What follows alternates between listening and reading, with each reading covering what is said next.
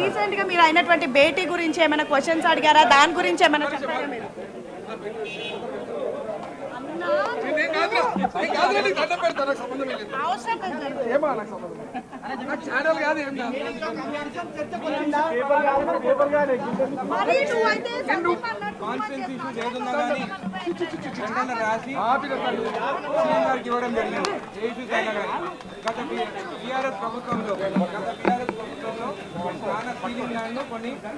పట్టా చేసుకున్నారు, అవన్నిటిపైన ఎంక్వైరీ చేయాలని చెప్పి రిటర్న్ ఇచ్చినారు.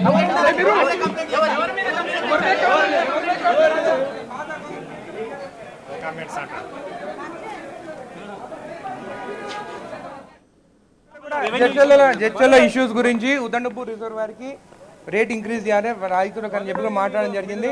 దాని తర్వాత మిడ్జిల్ మండలం ఎక్కడైతే సీఎం గారు ఫస్ట్ టైం జెడ్పీటీసీ అయినారో అక్కడ ద్యాపా గోపాల్ రెడ్డి వారి స్టాచ్యూ అక్కడ ఓపెన్ చేయాలి, వస్తా అని చెప్పినాడు. నెక్స్ట్ మంత్ టైం డేట్ ఇవ్వమని చెప్పినాడు.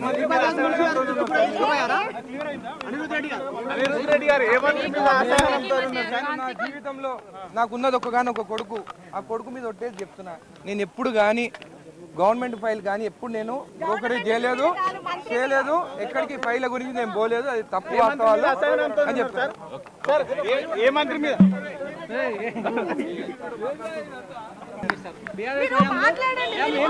చెప్పినాను కదా మీకు చెప్పినాను కదా, ఇప్పుడు సిఎల్బి మీటింగ్ చెప్పినాను కదా మీకు చెప్పినాను. నేను ఏ మంత్రి మీద ఎవరి మీద కాదు, జరిగిన assign lands BRS government clear గా చెప్తున్నాను. దానిపైన ఎంక్వైరీలో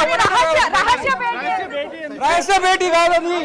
దయచేసి ఒకటి చెప్తున్నాను, మీకు అందరికి దండం పెట్టి చెప్తాను, రహస్య భేటీ కాదు. రహస్య భేటీ అంటే ఎక్కడ ఫామ్ హౌస్ లో పోయి కూర్చుంటారు, ఊరు సెంటర్ లో ఎవరు కూర్చోరు, ఊర్లో సెంటర్ పోయి ఊర్లో కింద కూర్చొని తిన్నాము. మీరు కాదు వీడియో తెచ్చుకొని ఇంకోతో అసైన్ కాదు.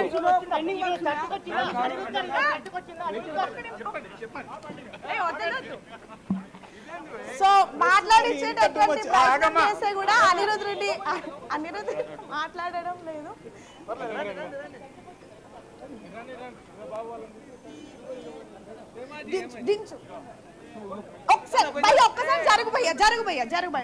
అడిగినాను.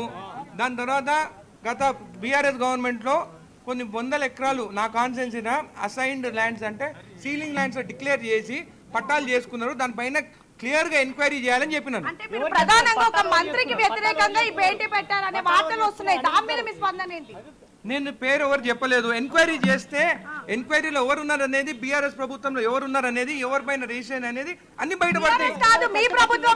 ప్రభుత్వంలో కాలేదు, పాత గవర్నమెంట్ గురించి చెప్పినాను. నేను ఈ రోజు మీతో పాటు కొన్ని ఫైల్స్ ని తీసుకొచ్చారు, ఏంటి ఆ ఫైల్స్ లో ఏముంది?